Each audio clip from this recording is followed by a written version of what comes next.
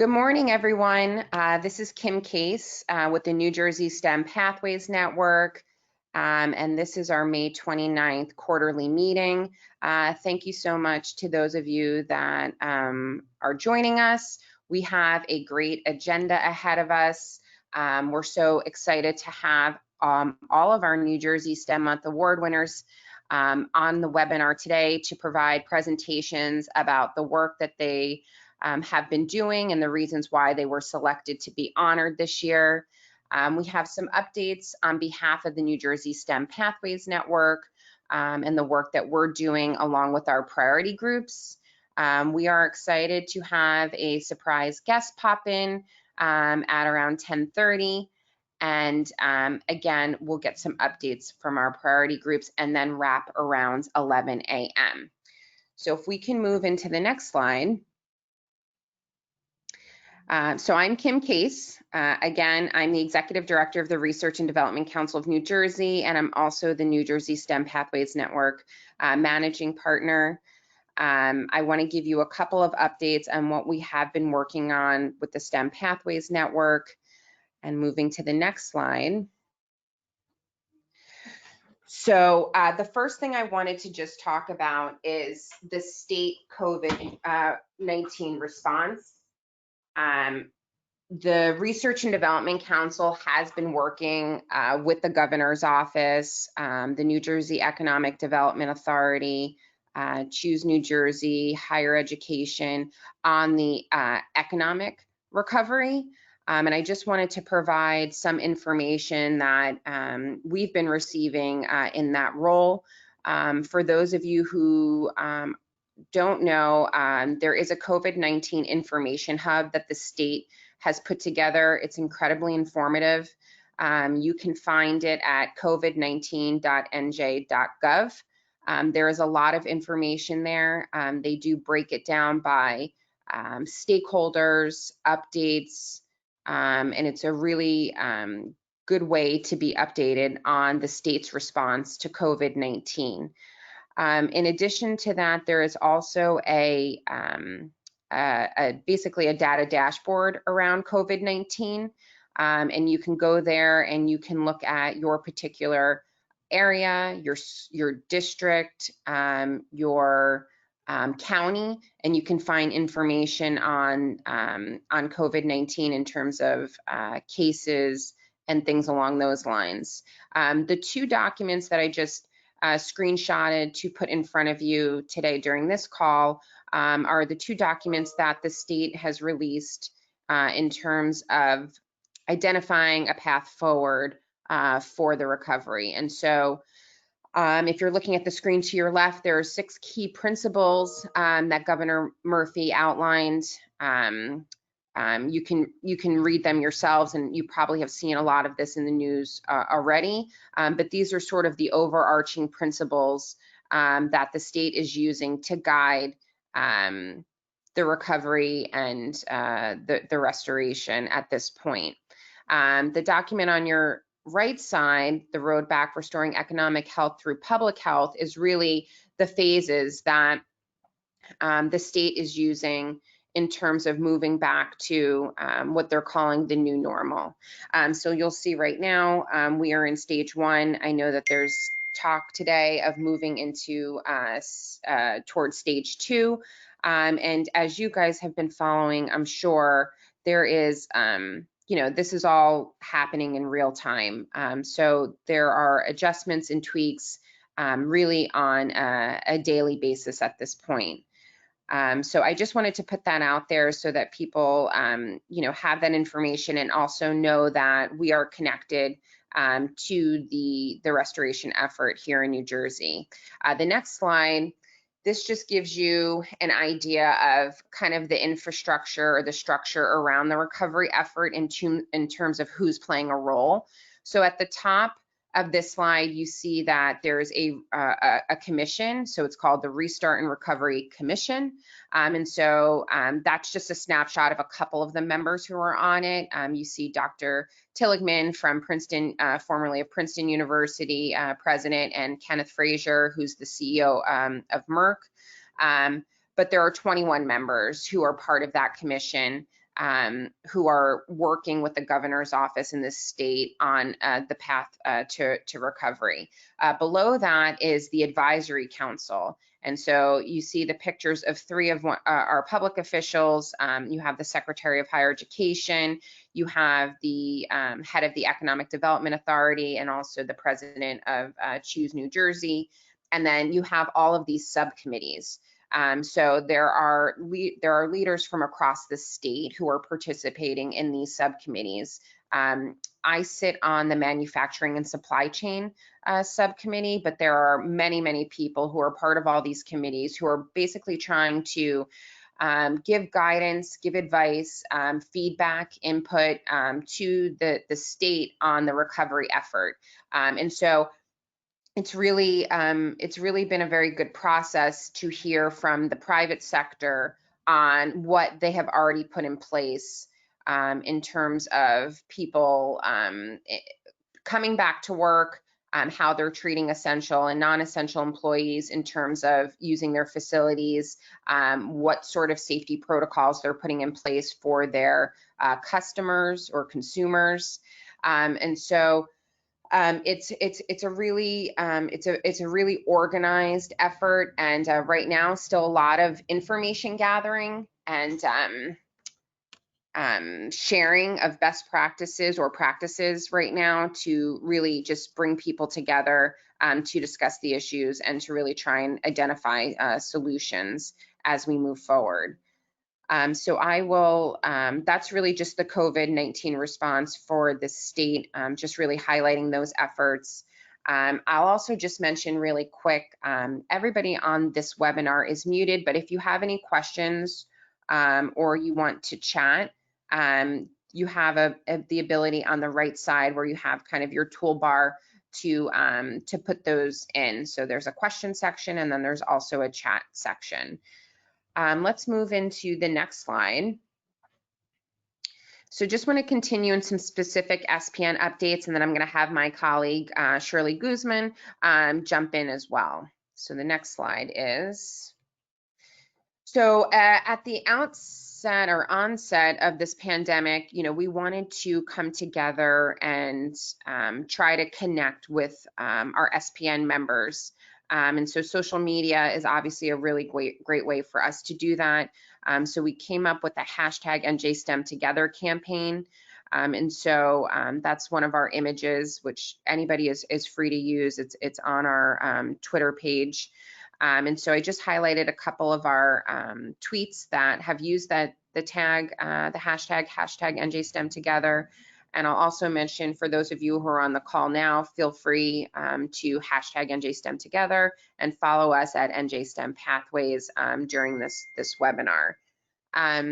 The highlighted resources with the tiny URL is where we've been gathering resources that are helpful or that can be helpful during this remote learning time period.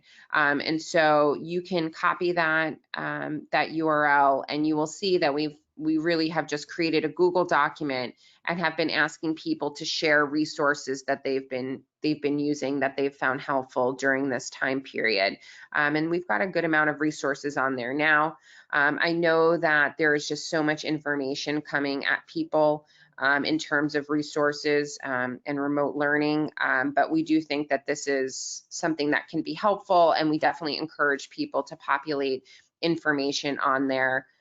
It's an open Google document that anybody can get to. I can go to the next slide.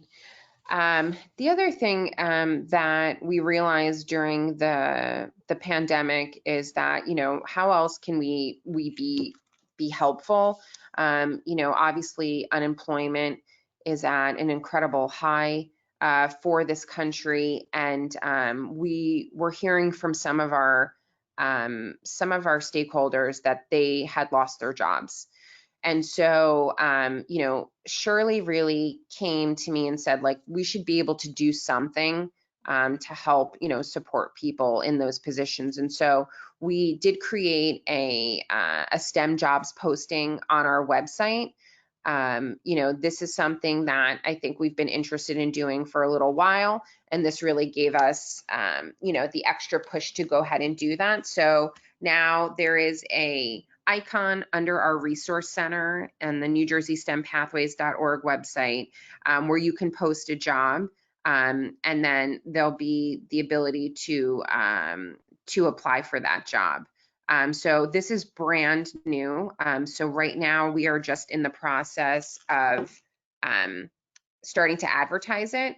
So if anybody throws in the chat ideas about who we should promote this to, so places I can assume like the New Jersey School Board Association, the NJEA, you know, other, maybe the Department of Education. So if you have any ideas about who we can promote this opportunity to, please just let us know, and we're happy to go ahead and reach out to people and let them know that this is an option. Please, if you can, I encourage everybody to go to our website at njstempathways.org. Shirley has done a really great job with getting as much information up there in a very nice way. You can also see under our resource center, we have infographics that you can download. All of our webinars are up there. There are one-pagers that are available.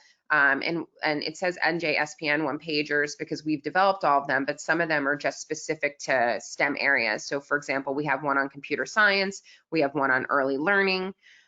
So I definitely encourage you to take a look at that. And then you also get all of Shirley's great SPN newsletters are listed there for at least, I think, for a couple of months. We keep putting them up there so people can check them out.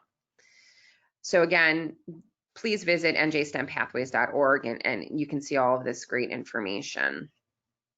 Okay, the next slide.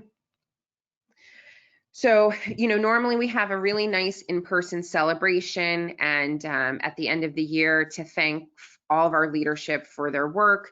Unfortunately, we cannot make that happen this year, but we did want to just mention their names. So these are our leadership from the ecosystems and our priority groups. So everybody's name is up there. I'm not going to walk through everybody, but just please know that we sincerely thank everybody for all of your efforts. You guys are doing incredible work. I think that we're always proud of the work that you do, but we're particularly proud given where we are in time right now with this pandemic and the importance of STEM education in our workforce around these issues. So I just really want to thank everybody who's on this list for, you know, really helping us to move the needle forward here in the state of New Jersey. So the next slide is New Jersey STEM Month, and I'm going to turn that over to Shirley. All right, thank you, Kim. So our NJ STEM Month 2020 recap. We distributed 28 mini grants, and if you're unfamiliar with what these mini grants are, they're awarded to different organizations and can be used to enhance any of their events, whether it be the cost of food, material. These mini grants are available up to a value of $500. So based off these mini grants, we were expecting 8,305 learners to be impacted just through those events. The total number of events that we expected to take place in March was over 250. The total number of learners from those events that we were expecting was 29,000. We had over 55,000 impressions on our Twitter page at NJSTEM Pathways and over 200,000 impressions of the hashtag NJSTEM Month campaign. During our NJSTEM Month period, we host a Twitter contest. And so pictured below is our Twitter winner, who was Rebecca, a teacher at Paulsboro Public Schools. This year, we also did things a little differently. We held an evening event to kick off NJSTEM Month. This year, we did a ball drop at the InfoAge Museum in Wall Township, and we had about 100 people attend, which was great. They were able to tour the museum, listened to a lot of different inspirational speakers. We, as an incentive, we had a little scavenger hunt for their tours to motivate them to see STEM specific areas. And we also had a group of students from Toms River, New Jersey, that created and actually designed on a smaller scale a ball drop. And so we all kind of gathered around, did our countdown, and watched the ball launch, which was really cool.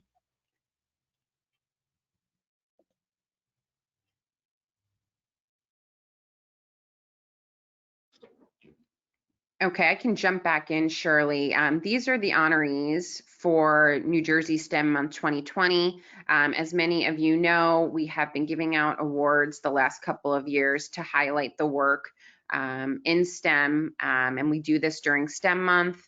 And so this is a list of our award winners, and we're gonna walk right into introducing them and then presentations from them. I am gonna mention that we're gonna save questions to the end. So you can either ask questions in the question box and we'll get to those at the end. We'll sort of create a queue, or you can even chat those questions as well. So let's go to the next slide, Shirley.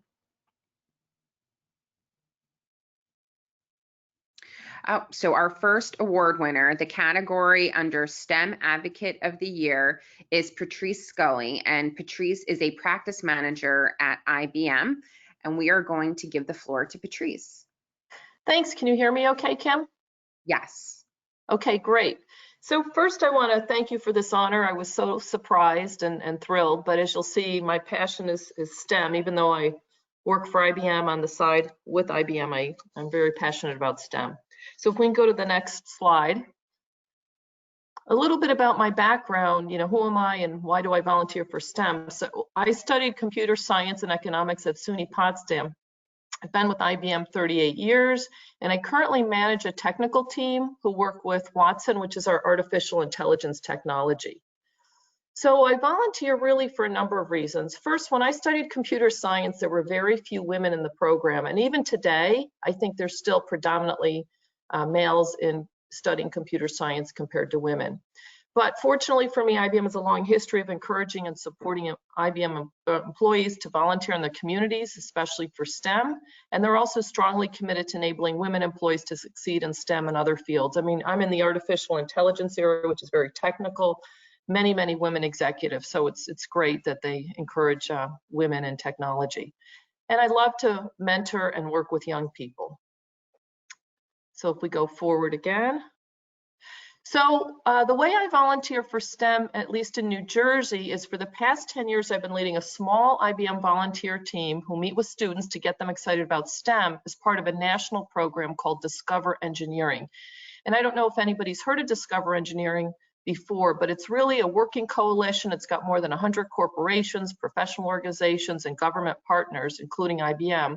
And the mission is really to sustain and grow a dynamic engineering profession through outreach, education, celebration, and volunteerism. So it really fits well with the work you guys are all doing. It really tries to ensure young people everywhere understand how engineers, technicians, technologists make the world a better place. And I've included a link to Discover E so that you can read more about them. So IBM, we have a program called Discover Engineering, and there's probably, my volunteer team's probably only about 20 people, and we really tend to focus from January to June to meet with kids. And IBM, in addition to that, also provides a lot of resources for employees to work with students on STEM. We've got, our volunteer hours are tracked, and they specifically ask us, was this activity STEM? Because they really want to see how many people are working on STEM. They have activity kits, which are fun activities you can do with kids on a variety of STEM topics. And you can also get cash grants for the organizations you work with. So if we go forward.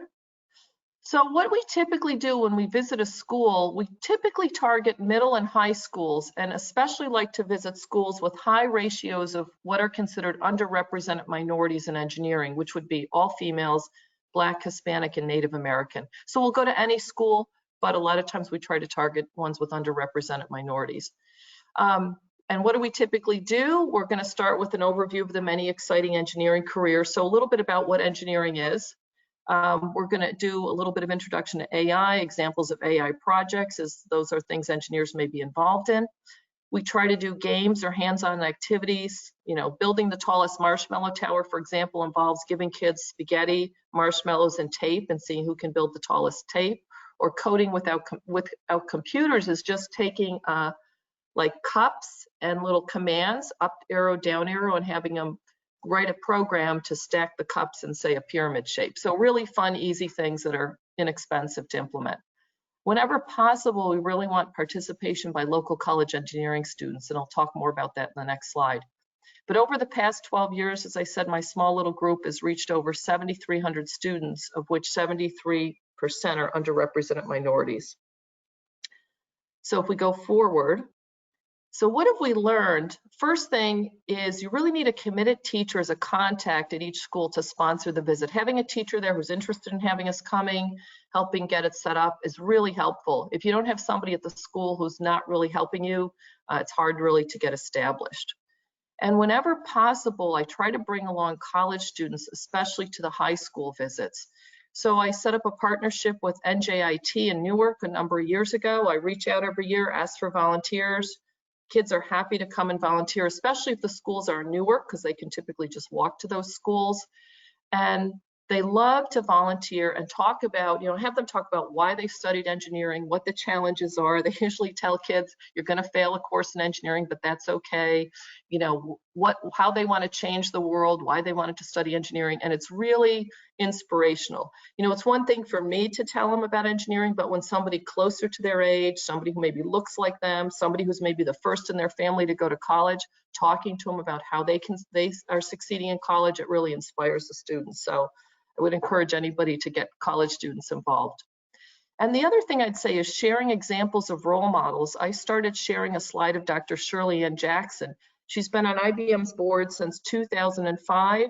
She's president of RPI. She's done so many tremendous things in STEM. For example, she was the first African-American woman to get a PhD at MIT. And what I realized is the girls would see this. There's one girls' school I go to in Newark, and I later learned that every year a couple of the girls will go to RPI because they really like the thought of a woman's going to lead their college when they're up there studying engineering. So that's one example of a role model. The other great thing is the movie Hidden Figures. It's so great. I throw up a slide on that. Kids have seen the movie Hidden Figures, and they get really 3 great examples of women who were successful in STEM. So I found role models can be helpful. And then the other fun thing about doing the activities, it just enforces how fun STEM can be. And if we go forward, the last thing, you know, one of the last things I want to mention is that I'm also a mentor at IBM P-Tech schools. Now, those are Pathways in Technology Early College High Schools. It's really an education reform initiative that IBM created a number of years ago, really designed to prepare young people with academic, technical, and professional skills needed for 21st century jobs. Our former CEO, Ginny Rometty, calls them new collar jobs. They're not blue, they're not white, they're new collar. So P-Tech schools span grades 9 to 14, and what the students get is both a high school education and a no-cost associate's degree. The P-Tech schools are always partnered with a local community college. The kids start taking community college school courses while they're in high school. So when they finish at P-Tech, they've got an associate's degree, high school degree, and they've also done internships. P-Tech schools, we now have got over 200, not just funded by IBM. IBM's got a number of them, but other partners too. So for example, in New Jersey, there's a P-Tech in Burlington City, New Brunswick, and Patterson. And IBM sponsors the one in Patterson, but the others are sponsored by other corporate partners. So it's really a great way to get kids excited about STEM and come out with STEM education. And there's also one up in Newburgh, New York. So I'm a mentor at 2 P-Tech schools. The other thing I wanted to mention here is as part of P-Tech, we have something called Open P-Tech, which offers digital badges for anyone in topics like cybersecurity, blockchain, AI, etc. And I've put the link here as well. So anybody can go to that if you have, you know, if you're in touch with students, whether they're in high school, college, whatever, share this with them and they can go on and earn technical badges. Okay, next slide. This I just thought I'd throw in there. Some of the schools we go to send us thank you notes, and this really drove home like the impact of a visit. You know, this is a young girl who loved the program, and she told her parents about it, and wow, she was very impressed. And you know, as she closes, you never know, I might be an engineer someday. And that's the thing, to just try and inspire kids to at least think about going into engineering, going into STEM. And finally, just to close, I want to thank everybody again for the honor of being the New Jersey STEM advocate. I also shared this link, which I'll probably go put in your Google Doc. I recently recorded a fun 20-minute video about how IBM is using AI to predict which puppies will make the best guide dog candidates, and we have a live visit from our guide dog puppy. So it's a really fun way, I think, to get kids excited about STEM, because I always say during COVID, everybody needs to see a puppy. So it's really a great way for kids to learn about AI, but seeing a fun AI project. So I'll share that with you guys as well. And I guess we'll save questions for the end, but thank you again for this honor. Great. Thank you so much, Patrice. And I think you're right about the puppy, because as soon as you said that, I had like a big smile on my face. So that definitely resonated. And just to let people know, the 2 links that Patrice mentioned, I put them in the chat box. Along with the little information she gave about it. So if you guys need to copy and paste those, you have those as well, but definitely would love to add that to our Google document. Thank you so much, Patrice. We're gonna go to our next STEM Month Award winner. This is the STEM Civic Leadership Award, and we are going to hand it over to Arushi Argawal, who is the CEO and founder of Unknown 16. Hi, everyone. Thank you so much, Shirley, for the introduction. And receiving this award was a great opportunity and a great honor for me. You know, being recognized as someone that can make an impact from such a recognized organization such as yours was really motivational for me to do better and have a larger impact. Can you move on to the next slide? So, Unknown 16 is an international nonprofit organization that is dedicated to closing the gender gap in STEM. We empower and we build confidence in students, especially young women, by providing them with resources and opportunities online or in person for them to build their skills so they can succeed in the STEM field. Next slide. Our STEM ambassadors, we have launched 3 Supergirls to inspire young children, representing the 3 pillars of STEM, which is curiosity, being passionate, and being imaginative. Next slide. So throughout my STEM journey, and as I was learning and building on my own personal skills, it was like falling dominoes. As I started to learn more and the impact that technology, and especially emerging tech like artificial intelligence and blockchain, can have on real life challenges in our day-to-day world, I came across the Sustainable Development Goals developed by United Nations, and I started to form Unknown 16, how we can build projects and empower students to think outside the box and really think on how their projects and how their programs can make an impact. Next slide. Giving back to the community.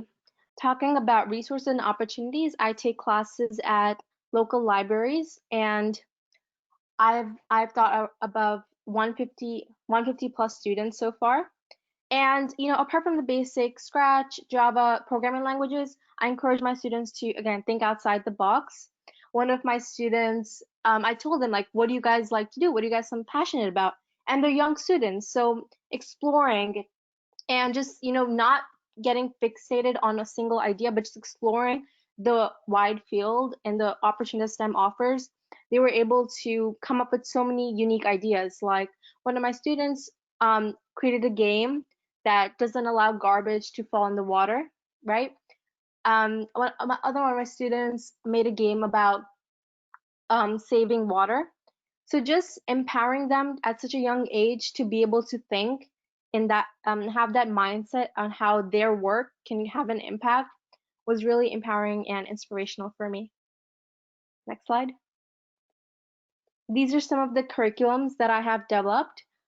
ranging from beginner level to advanced level. These are all available on my website, providing online resources for students that are unable to access proper educational tools in person. Just having that resource available to them, so they can have the assurance and the confidence that I can do this, right? I can build, and I have the opportunity to build my own, and build my skills in STEM. Next slide. So going back to my focus in the SDGs, last September, there was a hackathon called Reboot the Earth, hosted by United Nations, which provided me an opportunity to combine my passion for SDG number 13, climate action, and my skill sets in technology. That reason, I developed a solution that was later recognized by them, and I was a winner in Virtual Winner USA. For this reason, I got to speak at the first ever Youth Climate Summit and the Climate Action Week. So this was a great opportunity for me to connect with leaders in the technology field and in the climate and the pioneers for climate action. So being able to see what the leaders are doing really motivated me to see what I can do in my own community. Next slide. So my solution is what's called iBloom. It's an app that connects consumers, business, and organizations to work together for climate action. Now, just a little blurb about iBloom is that all of us know about climate change, right? But how are we going out in our day-to-day lives to do something about it? So keeping in mind how everybody has busy schedules and their own priorities, iBloom incentivizes people to do something about climate change by giving them coupons whenever they take an action. So it's basically connecting the coupon industry with climate change by really motivating people that even if doing something for the environment is not your top priority, maybe getting a coupon for your next grocery shopping list is. So, whenever you plant a tree, donate money, or buy a sustainable product, you gain a certain number of points, which is a method called gamification, and then you can later redeem them for a coupon. Next slide. So again, thank you so much. This is a little short background about me, and I really look forward to continue working in the future, continue spreading my knowledge and giving back to all the opportunities that I received with Reboot the Earth, with different, I'm part of a robotics team, so with different STEM opportunities I received there, and just giving back so everybody can have an equal chance and an equal shot at succeeding. That's my main goal, and thank you so much for NJSPN Month for providing me with another opportunity to give back and to be recognized for the work that I do. Thank you so much. Arushi, thank you. Thank you so much. So we're going to move to our next award winner. This is the STEM Collaboration of the Year. So we have several different organizations that are part of this. And as you can see, the honorees for this year will be Sanofi, Students to Science, and the Office of the Somerset County Superintendent of Schools. And starting on their behalf will be Diana Blankman with Sanofi. Thanks, Kim, and good morning, everybody. On behalf of Sanofi, Students to Science, and the Somerset County Superintendent of Schools Office, we're really honored to receive the recognition. As an organization that will only continue to thrive if there are enough diverse and talented students pursuing careers in STEM, organizations like the New Jersey STEM Pathways Network are absolutely critical, not only to companies like Sanofi, but to the state. So thank you for the nod and for all that you're doing as well. So there are 3 key partners, as Kim said, and I thought I'd take you through what each of us does on the program and share briefly some of the impact. So starting with Sanofi, for those of you who may not be familiar with our company, we are a global biopharmaceutical company. We're based in Paris. We have a number of sites throughout the US, but most of our employees are in Massachusetts, Pennsylvania, and we have about 2,000 employees in Bridgewater. As I just mentioned, building the next generation of talent, especially with what's going on with the COVID pandemic, is critical for us. And I think finding a way to combine that with addressing the needs of our home in Somerset County is really how the program started. I look at our role as really one of a convener in finding the right partners co-develop a program that we knew would have sustainable impact, and I think that's key. I have to say, I think we hit the jackpot with both of our partners in this effort. They're really passionate and committed professionals who have really dedicated their lives to the children and schools, and they bring that spirit with them in everything that they've done with this project. So in addition to co-development of the program, Sanofi also invested both financially and through the expertise of our employees who volunteered their time to work with the students. And we were also able to connect some of the policymakers to the program by actually bringing them into the classroom to see the work firsthand, which is great. Next slide.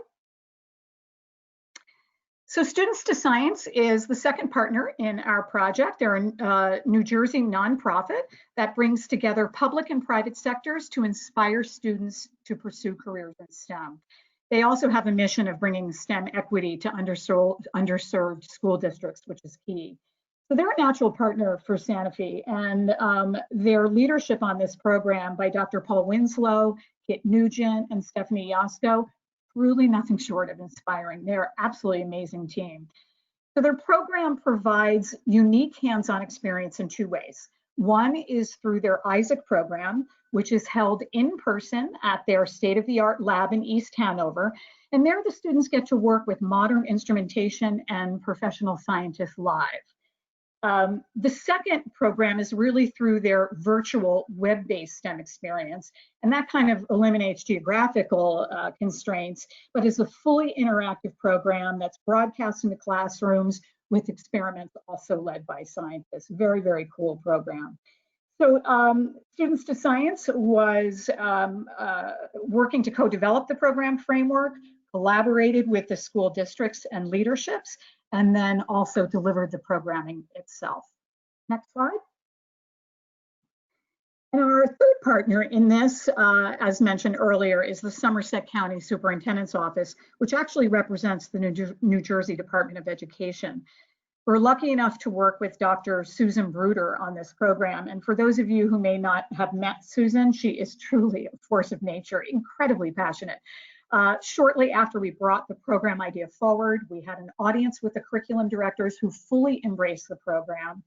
The superintendent's office also provided input on the application, as well as certain key criteria, including our ability to provide programs to underserved students. So a big thank you to Susan for her really valuable insights and passion for the program. Next slide. So just a little bit about the impact to date. We've been supporting this program for 2 years now, and as you can see, we've reached over 4,000 students.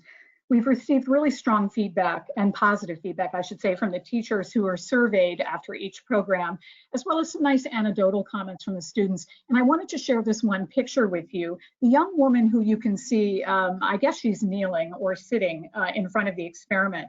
When she came to the class, she was kind of joking around, not really focused, not really a lot of faith in the experiment herself.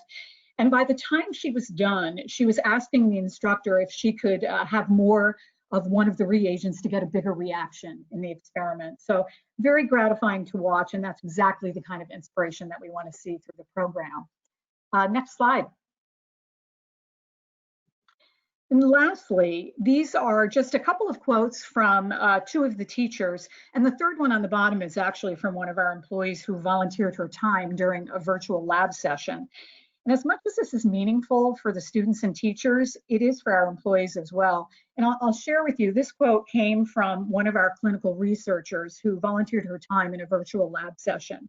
And she shared with us that she had a student who kept peppering her with questions about her role, what does a clinical researcher do, how did she get her job, et cetera.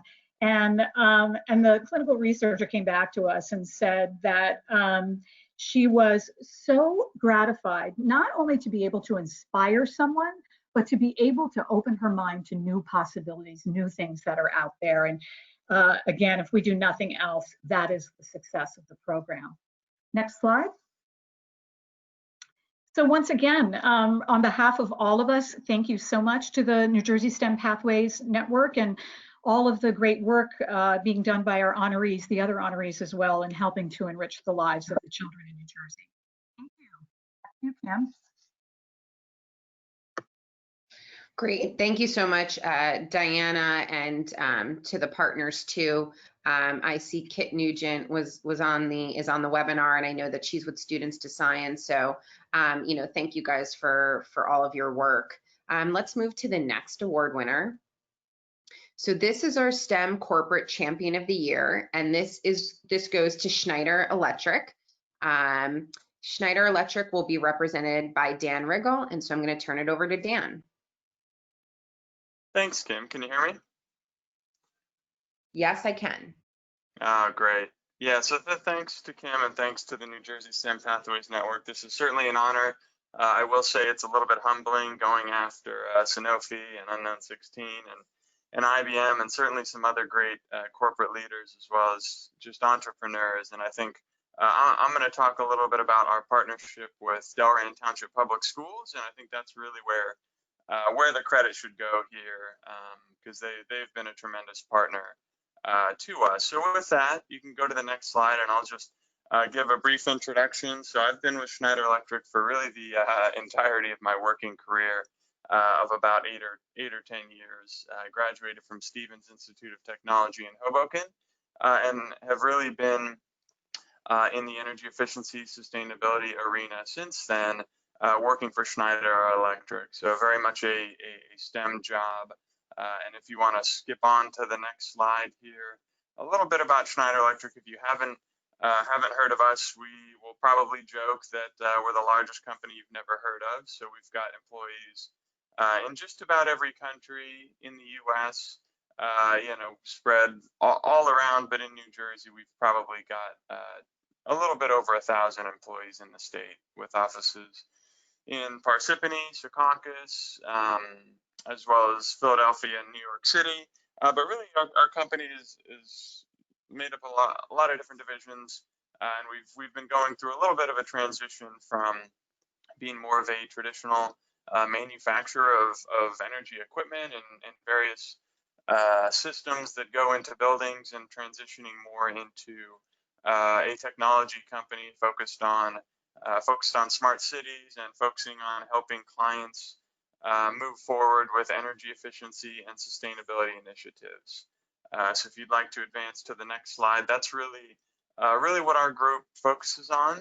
So things that are important to us and our clients are obviously energy efficiency, reducing costs, helping in my case, working with public entities, primarily K-12 school districts, on energy efficiency, sustainability in New Jersey. Solar is a big opportunity, as well as just smart buildings and trying to better manage heating and cooling in our schools and in our commercial buildings throughout the state. And so very much, our business is focused on, again, energy efficiency, sustainability, and really helping our clients, both public sector and private sector, move forward with their individual initiatives. And I think this is a key opportunity. Obviously, we're in a very challenging time right now with the coronavirus and with the health impacts and the economic impacts. And I wouldn't say that we're insulated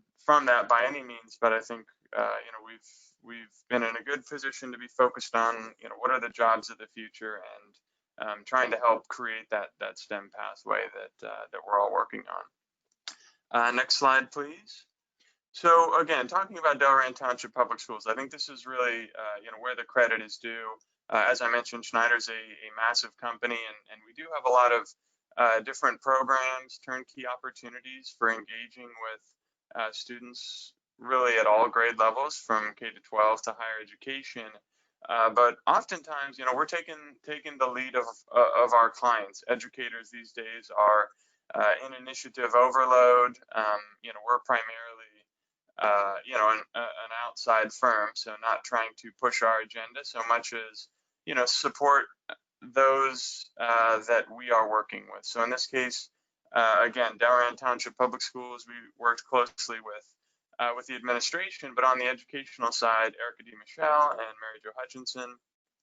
And what started as more of an infrastructure project where we were looking at, all right, how can we help the school district save money and reinvest in the facilities that are so critical to providing a meaningful education for our students. So, we started in a partnership focused on the infrastructure and upgrading lighting systems and installing solar panels, and really got involved in working with Erica and Mary Jo in how do we take that a step further, right? How do we take this work that's going on and turn that into an educational opportunity for the students of Delran? And that's, I think, what has been most exciting. So if you want to advance to the next slide.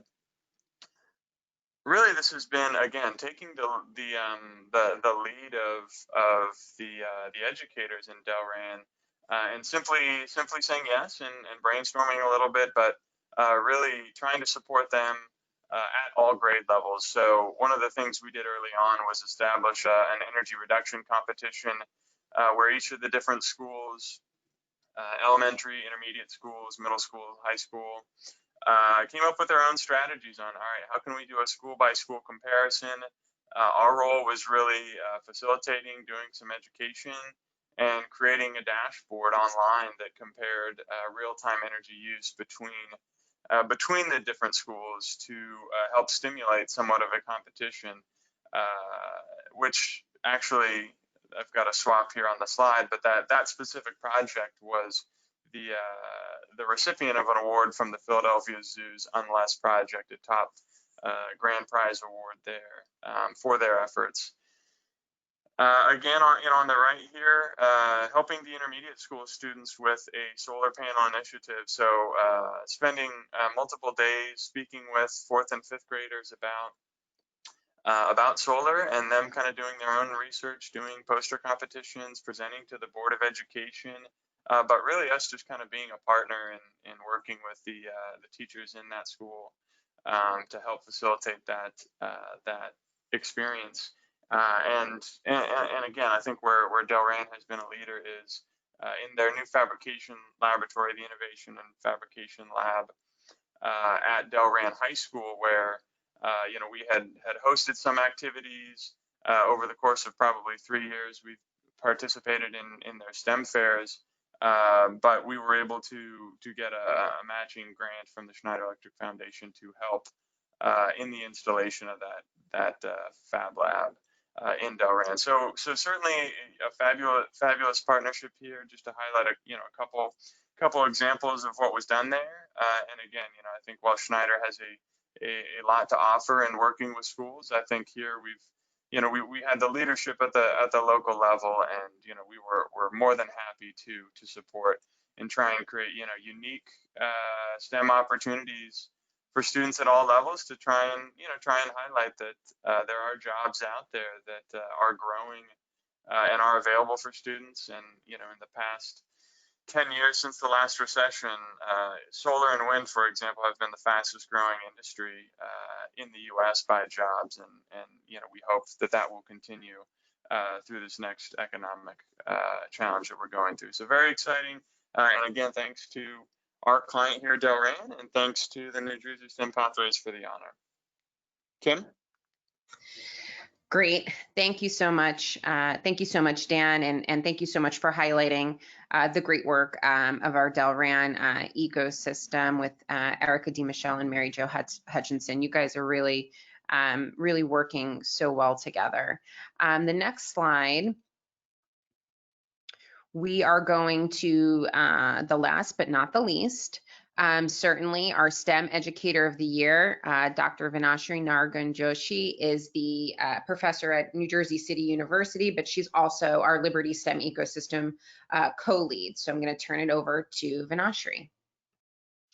Thank you so much, Cam, and it is really humbling to present after all these people. Some of the work that I'm going to talk about, it comes from research as well. Like as a science educator, some of the things that I do through research and impact STEM learning for teachers and kids. So a little bit about my background. I'm associate professor at New Jersey City University in 2 departments. I work in elementary and secondary ed and biology. I also serve as math and science coordinator for our teacher education program. And I love working as professor in residence program through my university. This allows me to work with middle school and high school students and just stay current. I have published and disseminated my research through multiple avenues. Next slide, please. So today I'm going to talk about my work at 3 levels: international, national, and local. And I'm going to highlight some of the things that I have done specifically in the year 2019 and 2020. My first research theme focuses on understanding science education in urban classrooms in India. I did all my schooling in India, so working with Indian educational system has been very close to my heart. I'm working actively for past 12 years on various projects. Most of my work focuses on understanding role of contextual factors on science teaching. And most of you are probably aware that India is really diverse country when it comes to food, culture, languages. So understanding those kind of contextual factors is really, really crucial to understand how kids learn science. I have worked with in-service as well as pre-service teachers across K-12 level. And I do have partnerships with research-based community centers in India. So last year I did several presentations related to STEM, learning, home, all those kinds of things in 2019 when I was visiting India. You can go to the next slide. So last year I had this book published, Science Education in India, and I'm very happy and proud about this particular piece of work.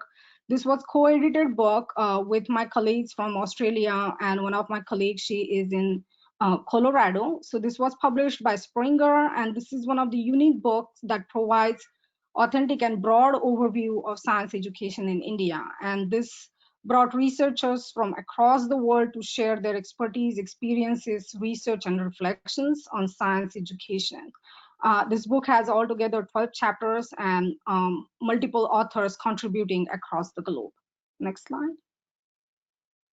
So this is one of the projects that I'm currently working with. So this is my collaboration in Australia with Curtin University. And I'm working to understand family engagement, and when family is engaged, what are the effects on STEM learning in elementary grades. Next slide. So this is, on this slide, I'm going to talk about my work at national level. So from last year, I started serving as associate editor for Journal of Science Teacher Education.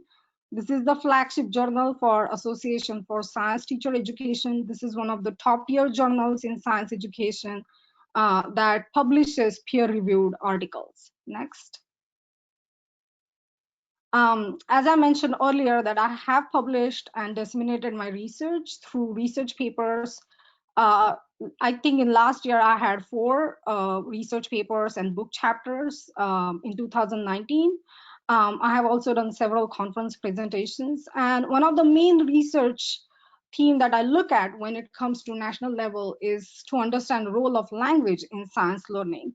And New Jersey is such a diverse place. When I work with my pre-service teachers, I constantly try to make sure that I'm preparing them in different ways to reach out to English learners or English language learners. And I have recently been nominated to serve as board of directors for Association for Science Teacher Education. So if I get elected, my term will be for 5 years. Next slide. And then when it comes to my work at the local level, specifically in New Jersey, as Kim mentioned earlier, that I'm co-lead for Liberty STEM Alliance with Mrs. Patricia Smyers. And in past 1 year together, we have established several collaborations that we are very happy about. Microsoft's Goals Who Code, Liberty Family Success Center, just to name few. We also are working actively to establish collaboration with Jersey City and Secaucus Public Schools.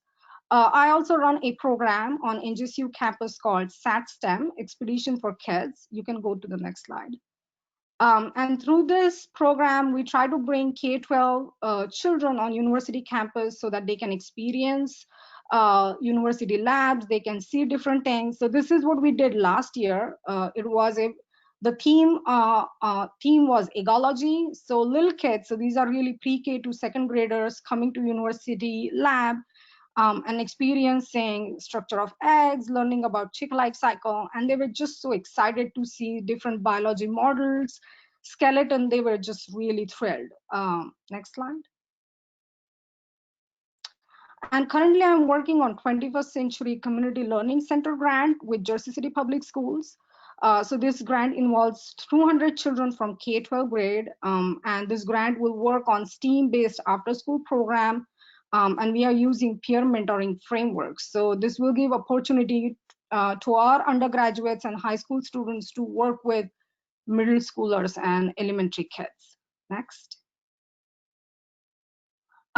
Last year, I established a platform called the Parent Academy, and I say as a researcher that, or as an educator, I have always seen multiple avenues for teachers to get professional development. There are teacher training programs. Kids get a lot of opportunities to learn about things.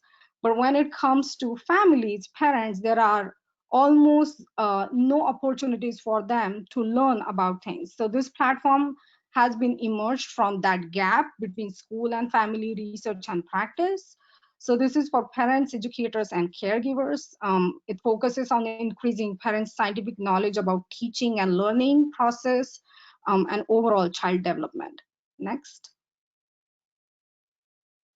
So the Parent Academy has partnership with Greenway Family Success Center, which is in the central New Jersey, and some public libraries.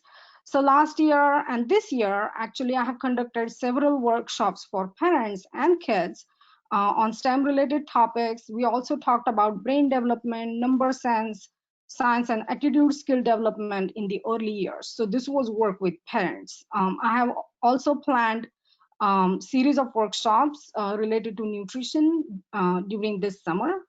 Next slide. And after this COVID situation, the Parent Academy has launched a Facebook page called STEAM at Home. And currently we have around 500 Facebook users who are part of this page. And from next week, we are actually launching activities for kindergartner to second graders that will focus on science and math concepts, along with some literacy connections. And then next slide. Okay, and this is really coming from my Indian background. When you receive an award, you need to have a formal vote of thanks. So bear with me. I know I'm looking at the clock. I have 1 minute, and I'm going to really read because I want to acknowledge few names. So this is truly auspicious moment for me, as we all have gathered virtually to celebrate the success of individuals who are STEM-tastic. It is great honor for me to be recognized as STEM Educator of the Year. I'm truly obliged by this great honor and recognition given by the New Jersey STEM Pathways Network. The success of one person comes from help and support of many. I have been fortunate enough to meet wonderful mentors, colleagues, and students who have made me a better and stronger educator. I would be remiss if I failed to mention the many hands and minds from New Jersey STEM ecosystems that have given me insights about STEM education, as they have challenged me in many ways to think outside of the box. I would like to take this opportunity to mention a few names who have truly shaped me as a scholar and educator. Dr. Swarma, Ackerson, Park, Rogers, Cole, Hanussen, and Butler have been tremendous forces in my journey. My colleagues at NJCU, Dr. Morales, Grew, and Bragg, have provided constant support. My dean, Dr. Wu, has always fostered my ideas, and I owe them a lot. I would also like to extend a word of gratitude to Mrs. Kim Case and Shirley Guzman for trusting me with the Liberty STEM Alliance. Thanks to Trish Myers, a wonderful and kind-hearted teacher who nominated me for this award. And lastly, I'm grateful to my husband, my little kids, in-laws, and my parents for their critiques, praises, and sacrifices. I promise to continue to give back to our global community. Thank you, everyone. Vanashri, thank you so much. That was a terrific presentation, and I don't think anybody has any questions about why she was selected as Educator of the Year. Shirley is going to go ahead and try and patch in our special guest right now. If we have some technical difficulties, I know you all understand, but let us see if we can pull them up.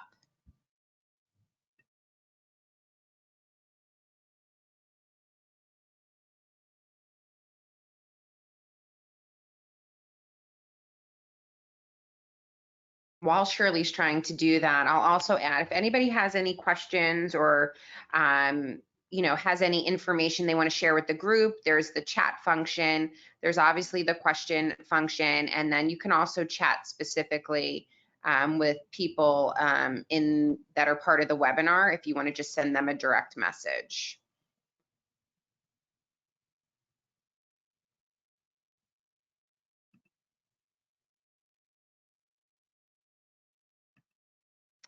Well, it looks like Shirley is connecting us. Here are some of our special friends who are joining us. We have to see if we can get some audio.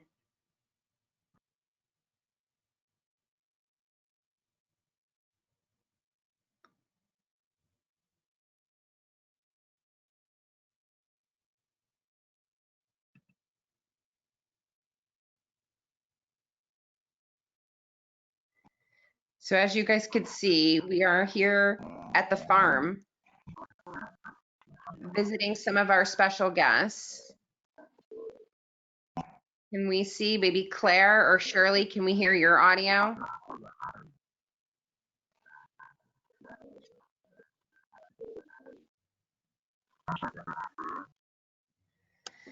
So this is the Sweet Farm Sanctuary, and they are doing, you know, during this pandemic, they're doing a special service where they have some of their rescued farm animals come and join us during our meetings.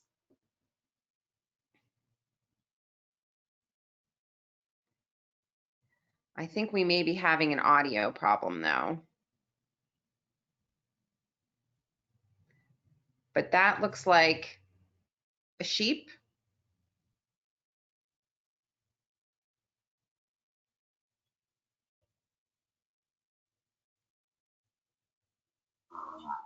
My 2-year-old is really excited to see.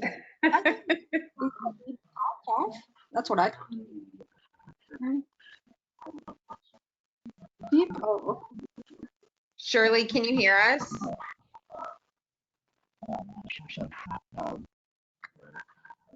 Let me see if I can do that.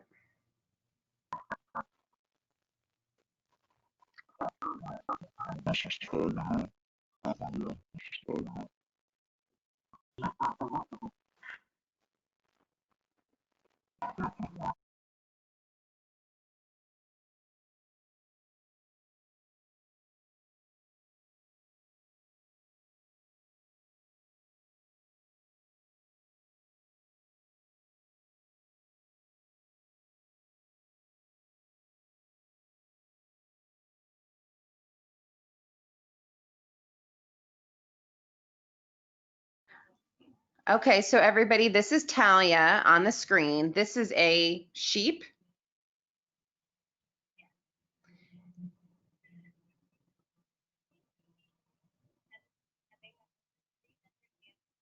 And there are over 300 animals here at the sanctuary. That's another nice, is that a sheep or a goat?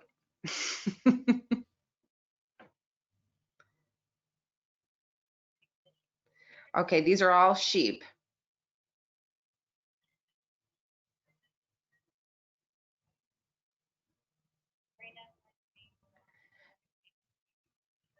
Okay, so we're in the main barn right now, guys, and we're walking through here with our friends, and we're about to walk out and see some turkeys.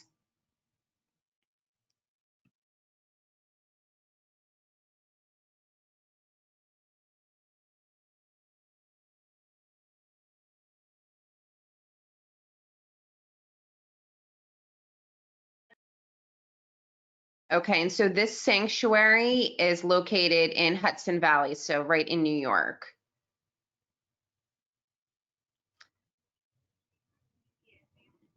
And so here we have some friends, our chickens.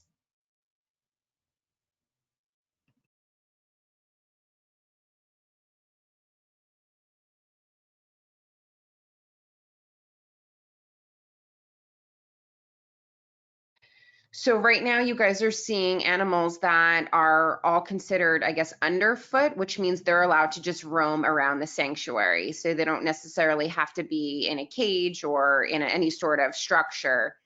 they can just free roam out and about.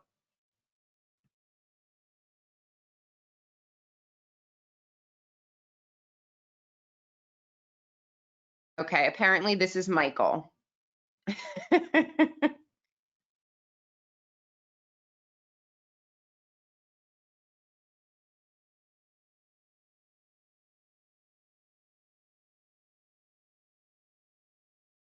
So the difference between a wild and an industry turkey is the fact that industry turkeys are white, while, you know, wild turkeys are traditionally brown, the brown and black color. So I know that some of us here in New Jersey get to see some of those running in the wild, maybe kind of on the side of the roads or through our yards.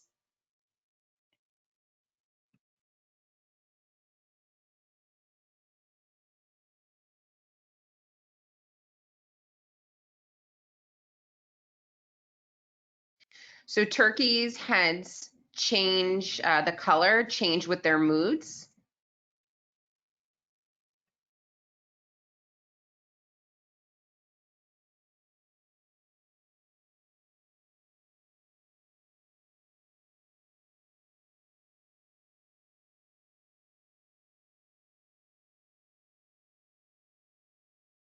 So a turkey who is angry will be all red. So I guess be on the lookout if you see any in the wild that are all red, because that might not mean a great scenario for you.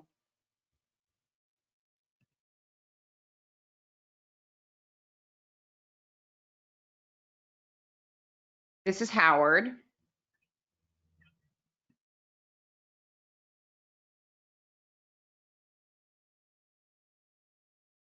Howard is not as friendly as Michael, so we're going to move on from Howard.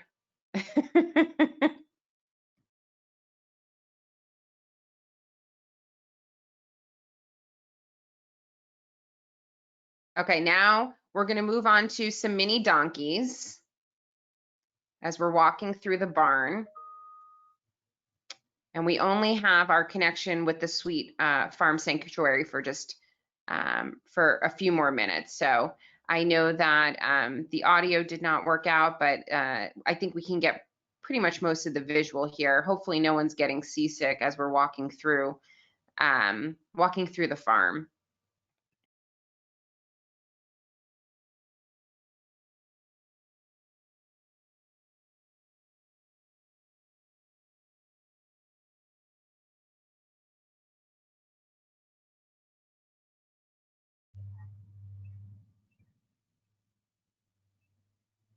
So here we're trying to lure the donkey over to us to see if we can get a clearer picture.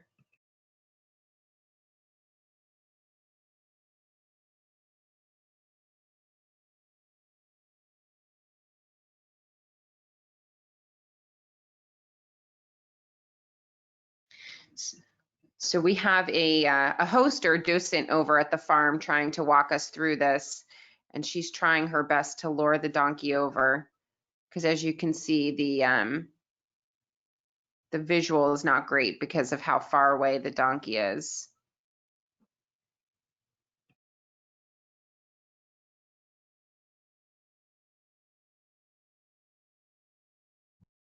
This is Churdy the donkey. We're trying to get it to make its way over to us.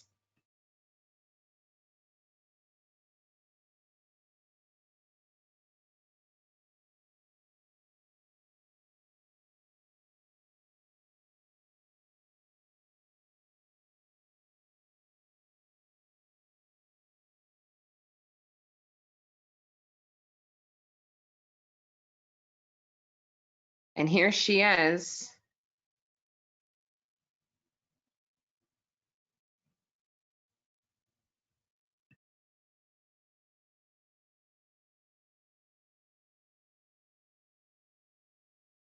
So we lured her over here. Churdy the donkey.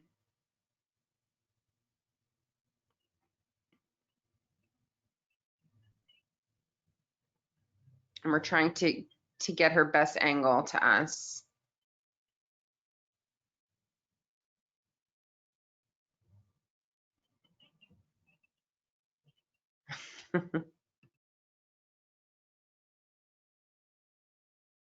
Our host Claire says that she says, thank you for inviting me to your meeting this morning.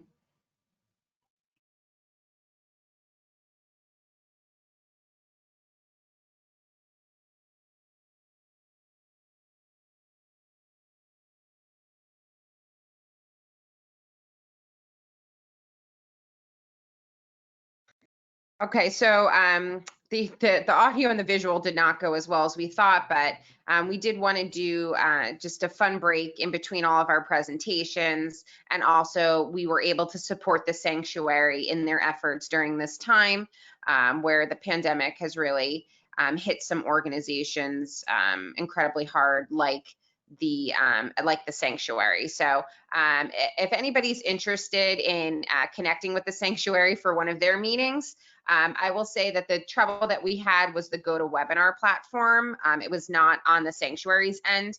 So I would just recommend a different platform, and then you could have patched them directly through.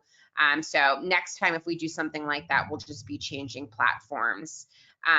But in this age where we're trying to be virtual all the time, we're learning all the time. And so we hope you guys learn from our mistakes as well. So we just want to wrap up the discussion today with our priority group leaders. They have done some incredible work throughout the year, and I want to thank so many of the people who are on the phone who have been part of these groups for supporting the work and providing their input, and for the organizations for allowing their employees to volunteer and take part in this work. So we'll move to the next slide. And we're going to start with computer science.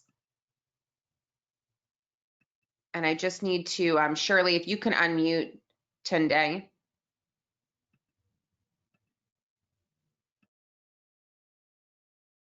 Okay, good morning, everybody. And thanks to Shirley and Kim for putting up this quarterly get the conference call. When it comes to computer science, we have three major goals. The very first one is to increase the number of educators and the number of schools prepared to provide high quality concept-focused K-12 computer science instructions and professional learning opportunity. So this usually from K all the way to 12. The second goal is to increase the number of influencers and decision makers with the high level understanding of the 5 core concepts of K-12 computer science framework. And the third goal that we look for in the priority group is to broaden the participation of underrepresented population across each of the New Jersey school district as much as possible. So for this year, what we've been able to do to promote as much as we can on this is to develop a video that I believe Shirley has access to the link to the video.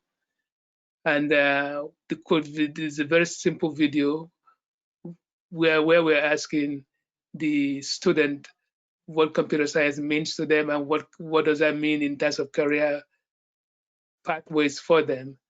And we focus mainly on the girls, since they have a double or triple kind of disadvantage counts when you look at the statistics. So we were focusing more on the girls' side of the house, so to speak.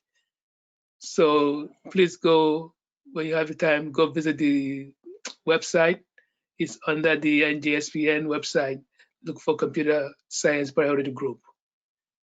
Moving forward, post-COVID-19 period, the question that we're going to be asking ourselves is, what do we need to do to modify the computer science priority group of goals and an agenda to support the post-COVID-19 scenario for K-12? So that's what we'll be focusing on. And I will stop there to give it up for other folks time to introduce their own priority group as well. If you have any questions, please post them onto the chat or Q&A window, and then we will address them at the end of the discussion. Great, thank you so much, Tunde. So I encourage everyone to check out the video. You can certainly post it wherever you would like to post it. We're putting it on Twitter, it's on our website, it's in our newsletter. So feel free to use that, and definitely, just check it out for your own viewing purposes. So the next, we'll save the questions for the end of this session, but the next slide is our early learning group. So Shirley, I don't know if you can move to the next slide. So I'm gonna, Shirley, if you can go ahead and unmute Pavi, and we'll have Pavi take it. Thanks, Kim. Hello, everyone. Our priority group goal is to increase the number of early learners participating in high quality STEM learning experiences inside and outside of school. So we have worked on many initiatives so far since the group has begun, and the list you could check out all our work on the website, NJSPN website, where if you go under priority group, you will have early learning. Obviously, right now we are actually including more. So there is a new, thanks to Shirley, she's working on putting together some more updates. So we have a fantastic group of individuals representing from school districts, higher ed institutions, out of school programming, community-based organizations, and our state libraries. With their support and their contribution, we have in this quarter, we have actually released two flyers. One is the STEM destination flyer, which actually has a list of STEM places to visit in New Jersey. We have covered North, Central, South. And it's like a treasure map. On the back side, you literally have a treasure map, and you can actually check off. And there's school prizes, where if you visit 5 places, you get a prize. Unfortunately, because of the COVID, we didn't, we released the flyer for the NJSTEM month, but we couldn't proceed. But the idea is that once things get back to certain normalcy, if people visit this and, based on how it goes, we want to do a STEM passport, having these organizations as part of. The second thing that we have come up during this particular for COVID is a lot of parents were asking about what books to read, especially given that the libraries are closed. So we have fantastic state representation from state libraries as part of our group, and we created a flyer with Explore STEM by Reading. So it lists all the books for early learners on STEM. That's also available on our website. And we have been creating now all the resources for supporting STEM learning at home. So we have different family success centers as partners, and through our ecosystems, we have been trying to understand how we can support and what type of resources will help for the parents. So that's how we actually channel our work with different partnerships within the ecosystems, and it merges well. We also have a plan to have a research done based on how after-school programming is taking place in the for the early learners. With that, I would like to take a moment to thank a few people who have been committed and instrumental in what we have been doing. From day one, these people have been with the group. We meet monthly, every third Wednesdays at between 3 p.m. to 4 p.m. It's a virtual call. And these people have stayed committed to our group, and we have a very serious call every month. So a big thanks to Sharon, Ralph, Doug, Mike, Zainab, Katie, Heather, Jamie, Lakeisha, Tara. Please, if you want to read more about them or see who are they, please go to our website on the New Jersey STEM Pathways Network for the priority group early learning, and you can see them. And I also want to thank Jama and Lisa from the Overdeck Foundation, because they have been part of our group and they have been supporting as well. And last but not least, big thanks to Kim and Shirley for always being there for us. So thank you so much. Thank you. Thank you so much, Pavi. You've been an incredible leader for this group. So just, thank you again for your work. So the next slide we have is teacher recruitment and training. And so let's unmute Shirley if you can, Trish. Hi, everybody. It's Trish Myers. I hope everybody can hear me. First of all, I want to thank the whole group for our teacher recruitment and training. We kind of did the It Takes a Village this year, and we had a lot of successful things going on. It started out in the beginning. I had a nice conversation with David Greer from the Department of Ed and was able to talk to Ken Bond from the Office of Professional Learning and work with Chris Cox from the Director of STEM. And get some information from them and try to leverage efforts and support their Twitter chat. And we did start a Twitter chat in January. And we have been talking, I talked with Kim and Shirley about when our group can meet is to talk about starting that up again. I did speak with Ken Bond from the Department of Ed because they have the New Jersey Ed Partners chat every third Tuesday. So maybe we can bounce off their chat. We had some successful partnerships this year. I would really like to thank, the School Boards Association because they gave us a table at their steam tank, which was partnered with the U.S. Army. We also were able to highlight the U.S. Army and the school boards for at NJEA conference. We had a great STEM month at Camp Earl. And we created a partnership with the Discovery Channel, which kind of went awry because of this pandemic, but hopefully we can get that going where we'll have a New Jersey State Leadership Forum for all the leaders in New Jersey and partners. And I also started speaking with Schneider Electric, and congratulations to Dan.